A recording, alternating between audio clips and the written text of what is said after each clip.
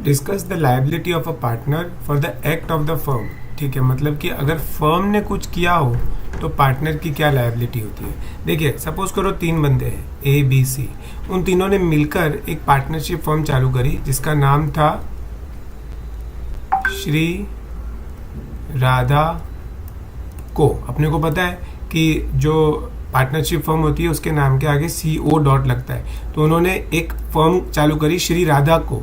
अब ये 3 फर्म थे। अब सपोज करो फर्म ने कुछ गलती करी है। देखो, फर्म ने गलती करी है इसका मतलब ये होता है कि किसी भी एक पार्टनर ने नहीं गलती करी है, ये फर्म ने गलती करी है। इसका मतलब ये हुआ कि सब पार्टनर ने मिलके कुछ डिसाइड किया होगा, तो ऐसा माना जाता है कि फर्म ने गलती करी है। तो उस केस में इंडिविजुअल पार्टनर्स की क्या लायबिलिटी होगी। समझ करो कि कोई फर्म ने कुछ मिस्टेक कर दी जिस कारण से 1 लाख रुपए का लॉस हो गया है, तो उस लॉस का भरपाई, क्योंकि अब किसी एक पार्टनर की तो गलती है नहीं, तो क्वेश्चन ये पूछ रहा है कि अगर फर्म गलती करती है तो इंडिविजुअल पार्टनर्स की क्या लायबिलिटी होती है। तो ये चीज कहाँ दी हुई है, तो ये सेक्शन नंबर 25 में दी रखी है, जिसमें ऐसा बोला है कि every partner is jointly and severally liable. Jointly मतलब कि ये तीनों मिलकर 1 लाख रुपए देंगे, एंड इन तीनों का इंडिविजुअल लायबिलिटी भी है। कहने का मतलब, सपोज करो बी पैसा नहीं दे पा रहा, वो इंसॉल्वेंट हो गया है। सी भी पैसा नहीं दे पा रहा, मान लो वो भी इंसॉल्वेंट हो गया है, तो ए को पूरा का पूरा 1 लाख देना पड़ेगा। वो ऐसा नहीं बोल सकता कि मैं तो 1/3 ही दूंगा, ऐसा नहीं है। आपकी रिस्पॉन्सिबिलिटी जॉइंटली भी है और सेवरली भी है। सेवरली मतलब कि अगर आपको कानून बोले कि सेपरेटली, इंडिविजुअली, अकेले आपको पूरा अमाउंट भरना पड़ेगा, तो वो पूरा अमाउंट अकेले भी भरना पड़ सकता है। ये हो गया सेक्शन 25। तो ये क्वेश्चन में पूछा ना, discuss the liability of a partner for the act of the firm, उसका आंसर ये है। दूसरा, and liability of the firm for act of a partner, मतलब कि ये सिचुएशन लेते हैं, ABC 3 पार्टनर्स है और उन्होंने एक फर्म बनाई जिसका नाम था श्री राधा CO डॉट, श्री राधा को। अब इसमें एक किसी पार्टनर ने कुछ गलती करी है, मतलब इस एक पार्टनर की कोई मिस्टेक थी या इस एक पार्टनर की कोई गलती के कारण 1 लाख रुपए का नुकसान हो गया, तो पूरी की पूरी फर्म को, मतलब ये श्री राधा को है ना, ये पूरी की पूरी फर्म को क्या लायबिलिटी भुगतनी पड़ेगी, ये इस क्वेश्चन में पूछा है।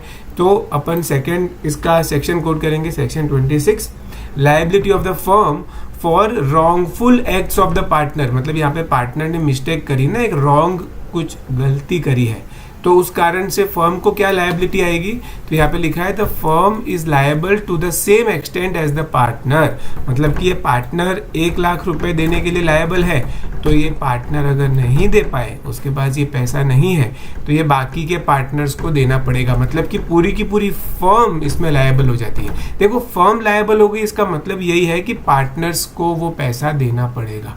देखो, फर्म लायबल हो गई, उसका मतलब ये भी निकलता है कि कुछ एसेट्स ऐसी होती है जो फर्म की होती है, जैसे फर्म का जो ऑफिस है या फिर फर्म जो पार्टनरशिप फर्म है उसके नाम का जो फर्नीचर है, या उसके नाम पर कोई व्हीकल्स है, या उसके नाम पर कोई लैंड है, तो वो सारी की सारी जो प्रॉपर्टी है उसको भी बेचा जाएगा। यानी कि एक पार्टनर ने गलती करी है पर फर्म को भी उसका भुगतान करना पड़ सकता है। सेक्शन 26 ये बोलना चाहता है। आगे क्या पूछ रहा है, as per the Indian partnership act. ठीक है ना, ये तो 2 क्वेश्चन इसमें पूछे थे कि liability of a partner for the acts of the firm, मतलब अगर फर्म ने कुछ गलती करी तो एक पार्टनर के ऊपर क्या लायबिलिटी आएगी, और दूसरा क्वेश्चन ये पूछा है अगर किसी पार्टनर ने गलती करी तो फर्म के ऊपर क्या लायबिलिटी आएगी। अब ये जो पार्टनर ने गलती करी है ना, इसमें एक और चीज आ सकती है कि सपोज करो कोई थर्ड पार्टी है, उसने किसी पार्टनर को पैसे दिए। मैं आपको एग्जांपल लेके समझाता हूँ। सपोज करो 3 पार्टनर्स, वही सिचुएशन अपन इमेजिन करते हैं। 3 पार्टनर्स हैं, A, B, C। इन तीनों ने मिलकर एक फर्म खोली श्री राधा को। अब एक थर्ड पर्सन है डी। डी ने ए को 10 लाख रुपए दिए और ए ने वो पैसे फर्म के नाम पे लिए थे, मतलब लिए ए ने थे, पर ऐसा बोल के लिया था कि मैं अपनी पार्टनरशिप फर्म में ये पैसा काम में लूंगा, मैं ये पार्टनरशिप फर्म में इसको यूज करूंगा, मैं पार्टनरशिप फर्म में इसका बिजनेस, मेरी पार्टनरशिप फर्म का ग्रो करने में इसका यूज करूंगा। ये वादे पर डी ने उसको 10 लाख रुपए दिए थे। डी को मान लो 10% ब्याज भी मिलने वाला था। अब हुआ क्या, ए ने ये जो पैसा है ना, इससे एक प्राइवेट कार खरीद ली। मतलब कि इसने मिस अप्लाई किया, इसने फंड्स को मिस अप्लाई किया। मिस अप्लाई करना मतलब कि जिस काम के लिए उसने पैसा लिया था वहां पे उसने पैसे को यूज नहीं किया, कुछ प्राइवेट कुछ पर्सनल पर्पस के लिए उसने वो पैसे को यूज कर लिया। इसको बोलते हैं मिस एप्लीकेशन ऑफ फंड।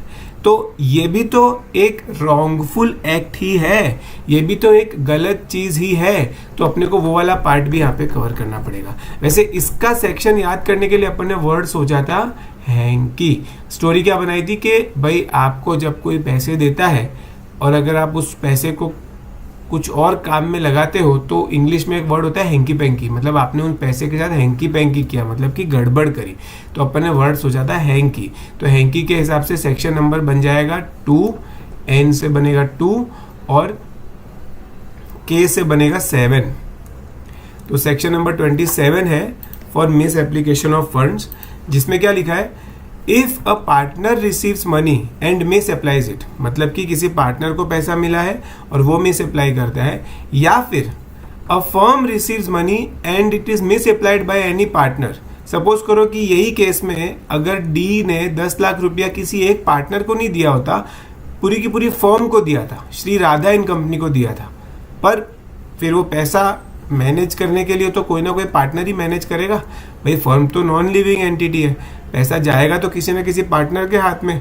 उसने उस पैसे को किसी और काम के लिए यूज कर लिया, पर्सनल काम के लिए यूज कर लिया। मतलब दो सिचुएशन हो गई, if a partner receives money and misapplies it और a firm receives money and it is misapplied by any partner, then तो क्या होगा, the firm is liable to make good the loss. तो गलती firm की liability मानी जाएगी और फर्म को वो जो भी लॉस हुआ है, भाई डी को लॉस हो गया ना, उसका पैसा तो जिस काम के लिए लगाया, जिस काम के लिए उसने पैसा दिया था उस काम में तो उसका पैसा यूज हुआ नहीं, इधर उधर गाड़ी खरीदने में, घर खरीदने में, फालतू की चीजें खरीदने में उसका पैसा लगा दिया, तो उसको जो लॉस हुआ है उस लॉस की भरपाई इस फर्म को करनी पड़ेगी। मतलब जो फर्म के जो एसेट्स है, लैंड, बिल्डिंग, प्रॉपर्टी, व्हीकल्स हो गए, फर्नीचर हो गए, ऑफिसेज हो गए, उन सबको बेचकर वो जितना भी पैसा मिलेगा उस पैसे में से 10 लाख रुपया डी को दिया जाएगा।